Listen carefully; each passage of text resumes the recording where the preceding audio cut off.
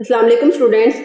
Okay students, हम FSc part 1 की biology के chapter number 3 that is enzymes उसको डिस्कस कर रहे थे। प्रीवियस वीडियो में हमने कैरेक्टरिस्टिक्स ऑफ एंजाइम्स को पढ़ा।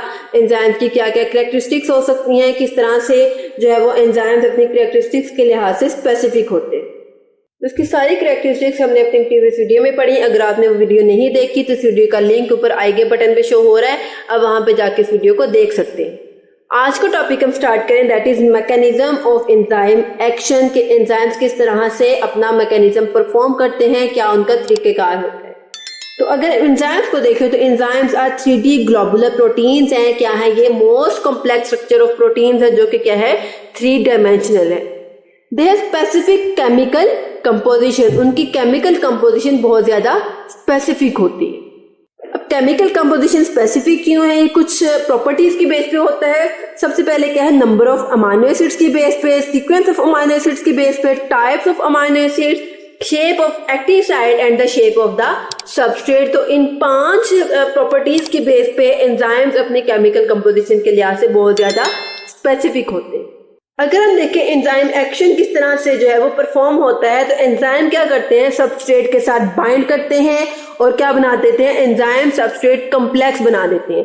और जब इसमें जो है वो प्रोडक्ट इसकी जो बनती है उसमें क्या होता है, एंजाइम वैसे का वैसा ही रहता है, जबकि जो सबस्ट्रेट है वो प्रोडक्ट में कन्वर्ट हो जाता है, लेकिन एंजाइम पे कोई इफेक्ट नहीं होता, उसकी फिजिकल प्रॉपर्टी पे, उसकी केमिकल प्रॉपर्टी पे कोई इफेक्ट नहीं होता। इसमें अगर हमें एग्जांपल है एक एंजाइम की जो कि क्या है, पेप्सिन है। पेप्सिन ने क्या करना है, हमारे जो सबस्ट्रेट है प्रोटीन्स को उसने कन्वर्ट करना है अमाइनो एसिड्स के अंदर। पेप्सिन आके प्रोटीन के साथ बाइंड करेगा और एंजाइम सबस्ट्रेट कॉम्प्लेक्स बना देगा। क्या होगा, जब इसमें प्रोडक्ट बनेगी तो पेप्सिन वैसे का वैसे ही रहेगा, जबकि प्रोटीन्स क्या होगी, वो अमाइनो एसिड्स में कन्वर्ट हो जाएगी। ओके, लेकिन इसमें क्या होगा, एंजाइम की केमिकल कंपोजिशन पे कोई इफेक्ट नहीं होगा। इसके बाद अगर हम देखें एक्टिव साइट क्या है, charge bearing site of enzyme. Enzyme की वो साइड जिसके ऊपर कोई ना कोई चार्ज होता है, इसको हम क्या कहते हैं, एक्टिव साइट। इसको हम कैटालिटिक साइट भी कह सकते हैं। इसके अंदर क्या होता है, कैटाबोलिज्म होता है, मतलब एक प्रोडक्ट छोटी प्रोडक्ट में जो है वो कन्वर्ट हो जाता है, ब्रेक डाउन हो सकती है। ठीक है, उसके बाद क्या होता है, polypeptide chain folded and coiled specifically. ठीक है, इसमें क्या होता है कि पॉलीपेप्टाइड की जो चेन है वो फोल्ड होती हैं और एक दूसरे के ऊपर कॉइल करती हैं और एक स्ट्रक्चर बना देती है। ठीक है, इसके बाद अगर हम देखें रीजन ऑफ एक्टिव साइट के कितने रीजन्स होते हैं, तो एक्टिव साइट के 2 बेसिक रीजन्स होते हैं। सबसे पहले अगर हम इसमें देखें तो क्या है हमारे पास, बाइंडिंग साइट। तो सबसे पहला काम जो एक्टिव साइट ने करना है वो क्या करेगी, बाइंड करेगी दूसरे सबस्ट्रेट को। अब देखोगे क्या करेगी, recognise its substrate and binds with it. क्या करेगी, सबसे पहले इसने अपने सबस्ट्रेट को रिकॉग्नाइज करना है, पहचानना है कि कौन सा सबस्ट्रेट मेरी एक्टिव साइट पे आके अटैच होगा, फिर उसको अपने साथ बाइंड कर लेगी। यहाँ पे देखो मैंने एक स्ट्रक्चर बनाया हुआ है और इसके ऊपर 4 सबस्ट्रेट बनाए हैं। आप बताओ इसके ऊपर कौन सा, इस एक्टिव साइट के ऊपर कौन सा सबस्ट्रेट फिक्स आएगा। तो ऑब्वियसली ये सबस्ट्रेट इस एक्टिव साइट की शेप से रिलेट कर रहा है, मैच कर रहा है। तो क्या करेगा, एक्टिव साइट सबसे पहले अपने सबस्ट्रेट को पहचानेगी, फिर उसको अपने साथ आके अटैच करवाएगी। दूसरी जो रीजन है इसका वो क्या है हमारे पास, कैटालिटिक साइट। कैटालिटिक साइट में क्या होगी, इसकी ब्रेक डाउन करेगी सबस्ट्रेट की, perform catalysis and transform substrate into products. और सबस्ट्रेट को क्या करेगी, प्रोडक्ट में कन्वर्ट कर देगी, इसकी ब्रेक डाउन करेगी, इसको 2 प्रोडक्ट्स में कन्वर्ट कर देगी। अब एंजाइम एक्शन की बेस पे एंजाइम की प्रॉपर्टीज को, एंजाइम के फंक्शन को 2 मॉडल्स में डिस्क्राइब किया गया है। वो दोनों मॉडल्स क्या हैं, हम इन दोनों को देखते हैं। सबसे पहले अगर हम देखें लॉक एंड की मॉडल, एक स्पेसिफिक लॉक के लिए एक स्पेसिफिक की ही चाहिए होती है। ठीक है, एक स्पेसिफिक लॉक है, हमने उसको ओपन करना है तो उसकी की से ही ओपन करेंगे। तो क्या है, ये एक लॉक एंड की मॉडल है। According to this model proposed by ML Fischer. अब इस मॉडल के अकॉर्डिंग क्या है, as one specific key can open only a specific lock, in the same manner a specific enzyme can transform only one substrate into products. क्या होगा, एक जिस तरह से एक स्पेसिफिक की एक स्पेसिफिक लॉक ओपन करेगी, इस तरह से एक स्पेसिफिक एंजाइम एक सबस्ट्रेट को उसकी प्रोडक्ट्स में कन्वर्ट करेगा। हर एंजाइम अपनी प्रोडक्ट के लिए स्पेसिफिक होते हैं।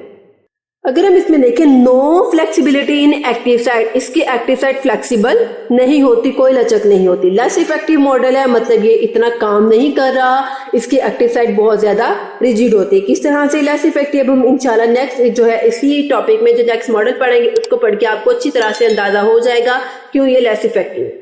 अब देखो कि ये सबस्ट्रेट है, इसके अंदर क्या है, इसी शेप का एक सबस्ट्रेट आएगा इस एंजाइम की एक्टिव साइट के ऊपर और वह आगे इसके साथ बाइंड कर देगा। क्या होगा, specific lock for a specific key in the same manner a specific substrate for the specific active site.